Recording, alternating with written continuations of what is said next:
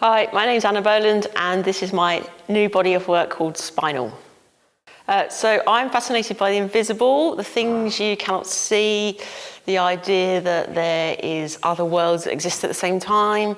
And during the lockdowns, I started collecting loads of air packaging and I started to see the potential of them to make sculptural forms. And so SPY-nul is a 20-meter long sculpture that represents my representation of the spine, and it's got the vagus nerve running through it, which is one of the most important nerves in the human body. The exhibition's also got a series of knots that are around the space that you can see, and the knots pulse on and off because when we've got like pain in our shoulder or our backs and we've got knots are made up of air packaging, and the air packaging and the knots just were pressing on the nerves, so that's why they're pulsing. So some of the inspiration behind this new body of work, a few years ago I hurt my back and I became fascinated by what's inside our bodies and what it was happening inside the body. And we know that kind of idea, we know what's inside our bodies. We kind of see all the pictures, but we don't really know what it looks like, and I'm just fascinated by that invisible world. So I began exploring it and creating this giant spine, and I've been making a series of spines for this project. So these sculptures are very sci-fi, and they have been referred to, people saying they look a bit like aliens. I really like the idea that they are kind of like biological forms, or they have the potential to be interpreted in different ways.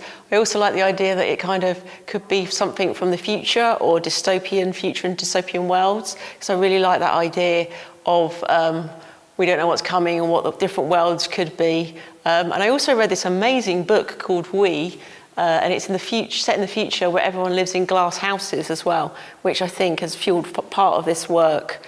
So I'm really fascinated by that structure that the air packaging can create for creating sculptural forms. The recyclable materials are from lockdown, and I was collecting them and realising how much packaging there was around and how much packaging we were being sent. And also the idea of the air packaging is it's full of air. So during the COVID times, I was really fascinated thinking, well, where's the packaging come from? And is it COVID air or is it contaminated air? So it kind of, my brain was like fascinated by the air. And previously I've done a whole series of works on the air, and if we could capture a snapshot of air in front of you, what would it look like? And that was built up of layers of tracing paper.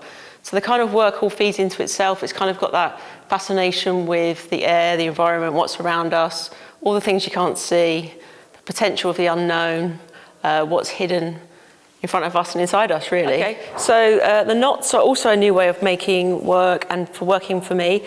I'm quite fascinated by the fact that these knots link to the body, but also the way I've used the material, it doesn't last very long as well. So I kind of like the short shelf life that my work has, using plastic and recycled packaging. I also have been using lights, which is something new to the way of working for me as well. So exploring that kind of like pulsing and different ways of using lights and potential for developing them into immersive pieces in the future. So this piece of work is site-specific for Studio Kind. It was made in sections, and I transported it from my studio in sections, and I had no idea how it was going to look until we did the installs. So these are 4 pieces up there, so 20 meters of it, and we decided to go up the wall space due to the space being used, whereas I could have envisioned it going through the middle, so it's very different. And it was great to have 2 days just to test it out and see what was going to happen with the work. It feels like a whole new beginning for this project to be developed a bit further and taken in different directions, and for the spine to grow. I imagine making a piece of work with a spine almost growing around the whole space.